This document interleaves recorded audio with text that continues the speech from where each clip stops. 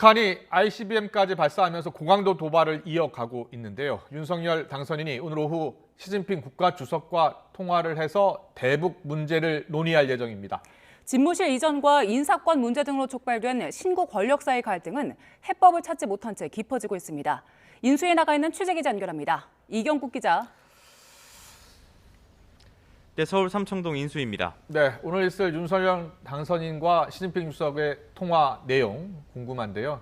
ICBM 발사를 포함해서 어떤 내용이 중점적으로 다뤄질까요? 네, 아무래도 급박한 한반도 정세를 두고 긴밀한 협의가 이루어질 것으로 예상이 되고 있습니다.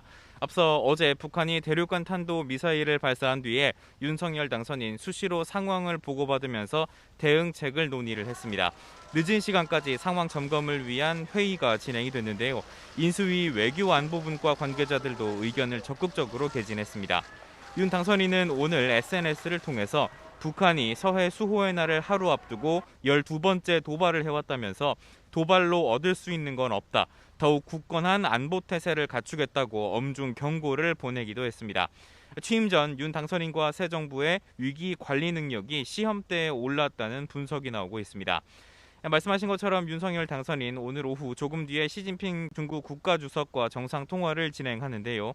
그간 시진핑 주석 상대국 정상이 정식으로 취임한 뒤에 통화를 해왔는데 이 관례가 깨지게 된 겁니다.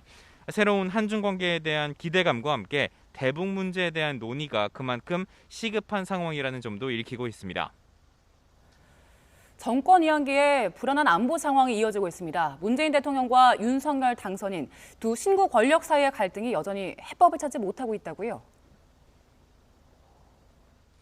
네, 그렇습니다. 집무실 이전 문제 그리고 감사원, 감사위원 임명 등 인사권 문제를 두고 갈등이 불거졌는데요. 윤 당선인 어제 직접 이 새로 들어가서 살 사람을 존중해야 하지 않느냐며 이 임기 말에 인사 조치를 비판하기도 했습니다. 김은혜 당선인 대변인도 오늘 상식에 맞는 정부 인수인계 절차가 진행되기를 바란다고 지적했습니다. 여기에 박범계 법무부 장관이 수사지휘권 폐지 등 윤 당선인의 사법 공약에 반기를 들면서 인수위가 법무부 업무 보고를 유예하는 등 갈등의 폭은 더 넓어진 상황입니다. 문 대통령과 윤 당선인의 회동을 위한 실무 협의도 멈춰 있는 상황인데요. 당선인 비서실장인 장제원 의원은 청와대 측으로부터 연락받은 게 없다면서 조금 더 기다려달라고 말하기도 했습니다.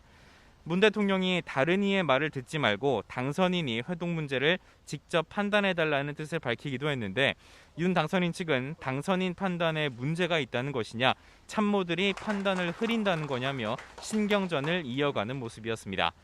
당선 이후 2주가 넘는 시간이 지났지만 전례 없이 회동은 이루어지지 못하고 있는데요. 회동 진행 여부 여전히 불투명한 상황입니다.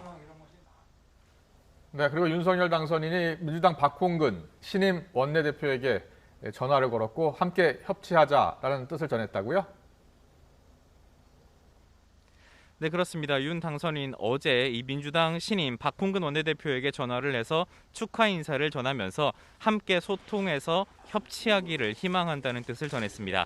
이어서 오늘 비서실장인 장제원 의원을 통해서 축하난을 전달했는데요. 예방을 받은 박 원내대표 힘을 합쳐야 한다면서도 출발은 국회를 존중하고 또 소통하는 것이라고 거듭 강조했습니다. 이에 장제원 의원은 여야가 새롭게 관계를 정립할 수 있는 계기가 됐으면 좋겠다고 말했는데요. 장제원 의원의 말 직접 들어보겠습니다. 저희들이 잘못한 거에 있어서는 따끔하게 비판을 해주시되 열심히 일할 수 있는 그런 좀 그 도움은 좀 주십사 이렇게 좀 부탁을 드렸습니다.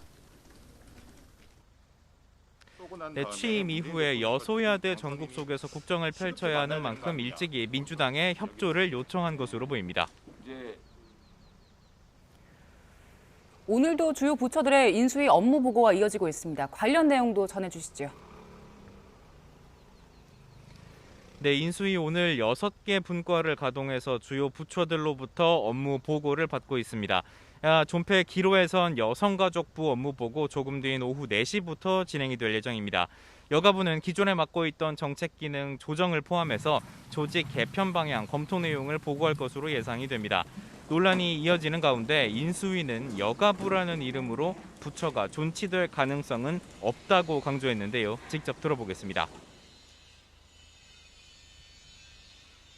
하던 업무들을 쪼개서 다른 여러 부처로 나눌지 아니면 이를 대체하거나 더 통합적으로 일할 수 있는 다른 정부 조직을 만들 것인지. 네, 안철수 인수위원장은 여성단체들의 의견을 듣고 조직 개편에 충분히 반영될 수 있도록 하겠다고 밝혔습니다. 국토교통부 업무보고도 오늘 예정이 돼 있습니다. 윤석열 당선인도 참석할 것으로 보이는데요. 주택 공급 정책과 재건축 규제 완화 등 주택 문제 집중적으로 다뤄질 것으로 보입니다. 또 신구 권력 인사권 갈등의 중심에 있는 감사원 업무보고도 진행이 됐습니다. 감사원은 지금처럼 논란이 있을 수 있는 상황에서 감사위원 임명 제청권을 행사하는 게 적절한지 의문이라면서 현 정부와 새 정부가 협의하는 경우에 제청권을 행사하는 것이 적절하다는 입장을 밝혔습니다. 이에 앞서 인수위는 정권 2학기의 감사위원 임명이 객관성과 공정성을 훼손하는 요인이 돼서는 안 된다고 강조하기도 했습니다. 오늘까지 대부분의 업무 보고가 마무리될 것으로 보이는데요. 인수위는 다음 주부터 취임 100일 이내에 추진할 핵심 국정과제를 추리는 작업에 착수한다는 계획입니다. 지금까지 삼청동 인수위에서 전해드렸습니다.